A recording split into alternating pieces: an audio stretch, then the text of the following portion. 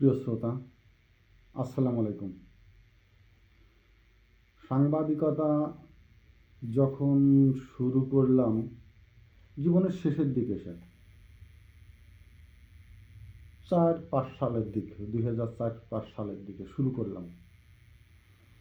তখন ওই প্রেস ক্লাবে গেলে বা কোথাও গেলে একটা শব্দ শুনতাম, বলতো হলুদ সাংবাদিকতা।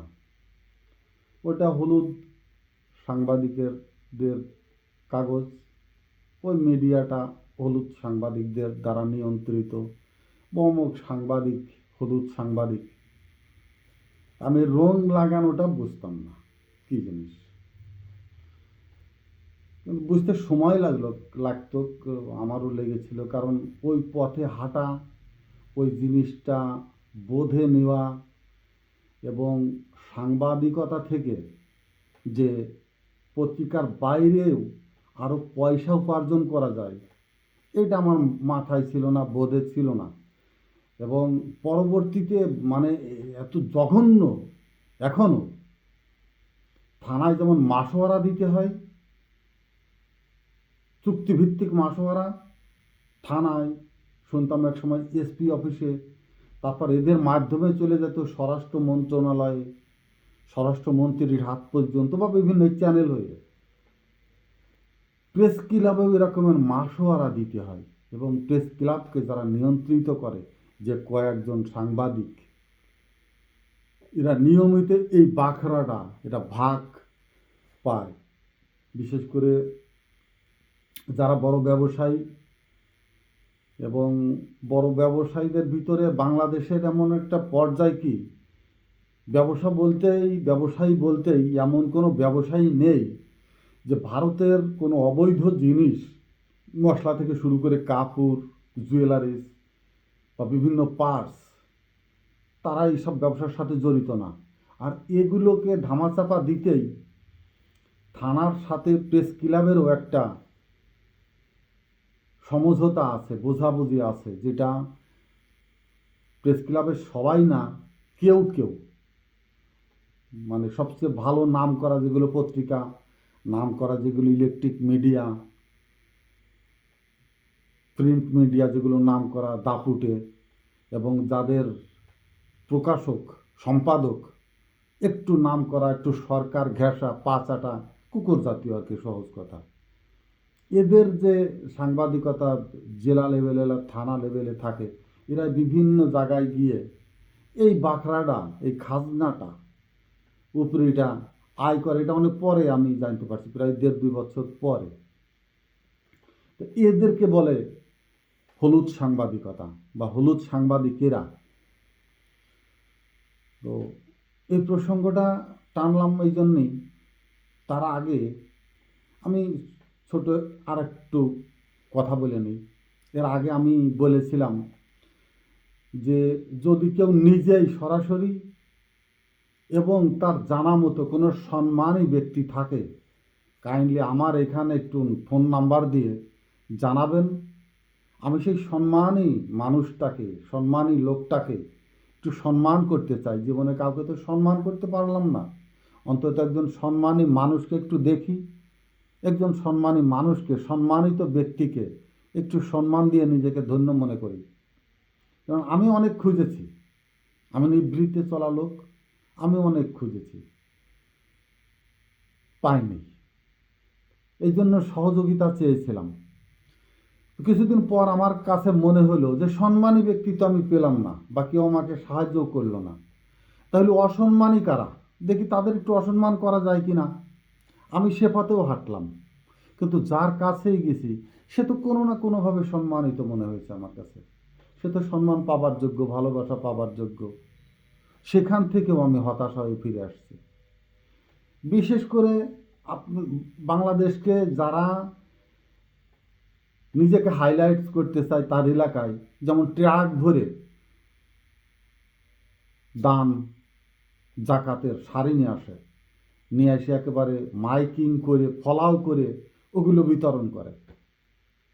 আমি এলাকায় না, তার কর্মস্থলে গিয়ে পৌঁছে দেখেছি সে হয়তো কোনো গার্মেন্টসের মালিক, কোনো বড় ধরনের বন্যাঢ্য জীবনের অধিকারী, শত শত কোটি টাকার ঋণ খেলাপি সে।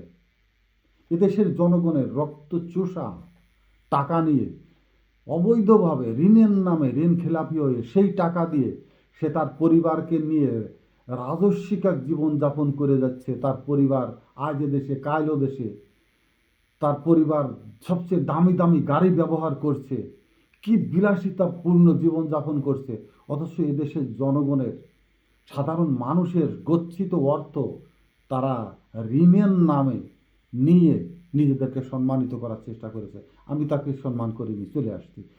আমি গার্মেন্টস ফ্যাক্টরিতে গিয়েছি, যারা গার্মেন্টসের ব্যবসায়ী, আমার এখানে একটু বেশ টাকাটুকু পাঠায়, সভা হলে গরু কিনে দেয়, জমি টমি দখল করায় লোকজন দিয়ে। আমি জানার চেষ্টা করলাম, আমি দেখেছি তার গার্মেন্টসের শ্রমিক, মহিলা শ্রমিক চাকরি করত, অসুস্থ, ক্যান্সার, তার ছোট বাচ্চা অসুস্থ, স্কুলের বেতন দিতে পারে না, সেসব শ্রমিকরা নিজেরা বাসা ভাড়া দিয়ে টাকা দিয়ে মাস চালাইতে পারে না, তার বেতনের জন্য তারা রাজপথে আন্দোলন করছে। অথচ সেই শ্রমিকদের আয়ের টাকায় কোটি কোটি টাকা দিয়ে এরা ফ্ল্যাট কিনছে, বিদেশে বাড়ি করছে, এই সব নিরীহ শ্রমিকদের টাকায়। আমি কি তাকে সম্মান করতে পারি? আমি কি তাকে সম্মান করব? আমার দর্শনে তাদের এই সম্মানের জায়গাগুলো বলে না যে এরা সম্মানিত। আবার আমার নাগালের ভিতরে যারা অসম্মান করার জন্য যাদেরকে গিয়েছি, ছোট মনে করেছি, তারা মহান। একজন ইজি বাইকে চলে গেছেন এক জায়গা থেকে এক জায়গা, ভাঙটা টাকা নেই, সে বলবে ঠিক আছে যান, ছেড়ে দেয়। একজন রিক্সাওয়ালা আপনাকে স্যার বলে তুলছে, যত্ন সহকারে জিনিস উঠাচ্ছে, নামাচ্ছে, গুছাইয়ে দিচ্ছে, যেটা ভাড়া চাইছে আপনি 10 টাকা কম দিচ্ছেন, স্যার ঠিক আছে দেন। সাধারণ মানুষ এরা সম্মানিত, কিন্তু উচ্চ পর্যায়েও আছে অনেক সম্মানিত মানুষ আছে, তারা এতটা দূরে, এতটা আমাদের নাগালের বাইরে। আমাদের দৃষ্টি তো খুবই ছোট, চর্মচক্ষু দিয়ে কয় গজ সামনে দেখি, কতটুকুন দেখি আমরা, দেওয়ালের ওপাশে কিচ্ছু দেখি না।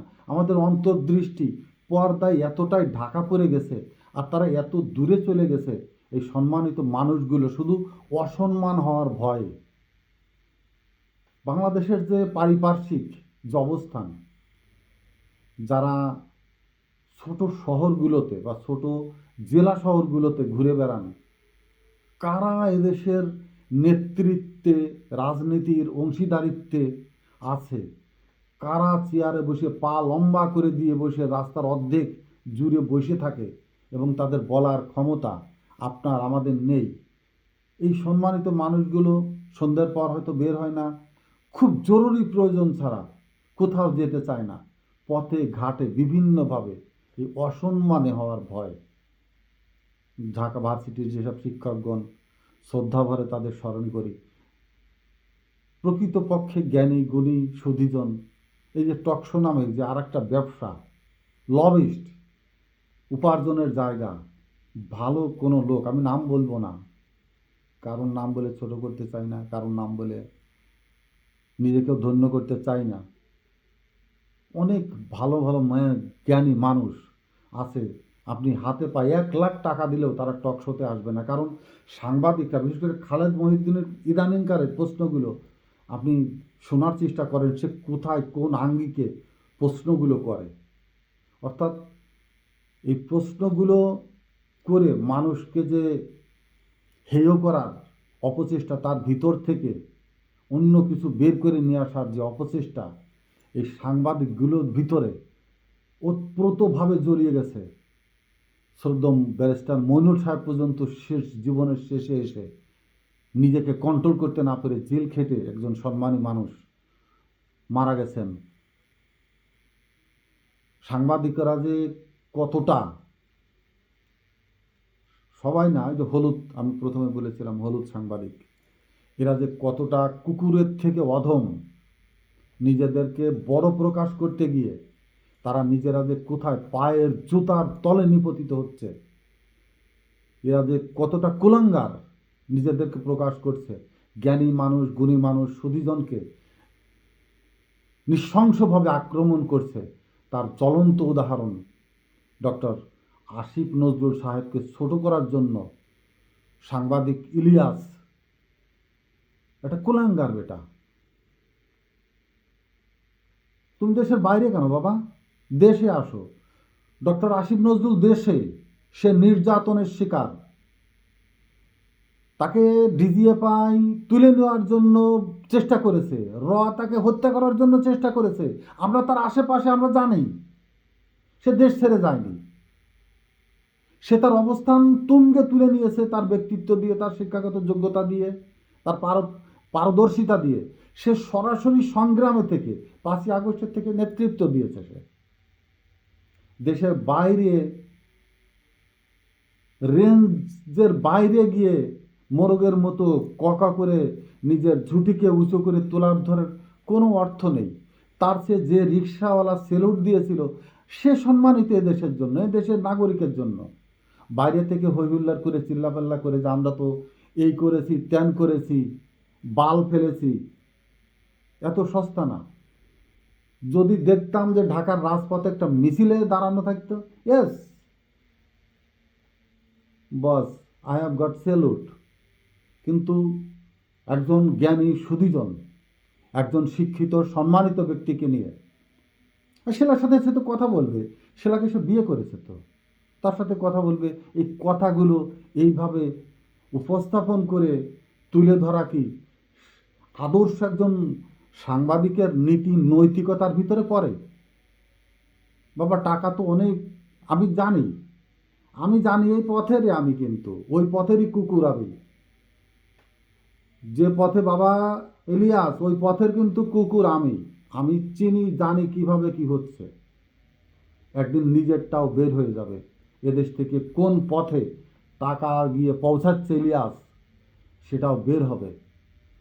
দেওয়ালে যে মাথা, কতটুকু মাথা আমি দেখছি, তো ভিডিওগুলো দেখি কি বলার চেষ্টা করেন, চোখের কি ভাব দেখান, এর প্রকাশ হবে একদিন। এবং আমি অনুরোধ করে বলছি, আমার বয়সে অনেক ছোট, আমি অনুরোধ করে বলছি, সব জায়গায় হাত না দিলেই ভালো হয়। ডক্টর আসিফের দিকে হাত তুললে ইলিয়াস ভয়াবহ পরিস্থিতির সম্মুখীন হইতে হবে, এবং বাংলার জমিন, বাংলার মাটি তোমার জন্য চিরদিনের জন্য নিষিদ্ধ হয়ে যাবে। Mind it. আসসালামু আলাইকুম।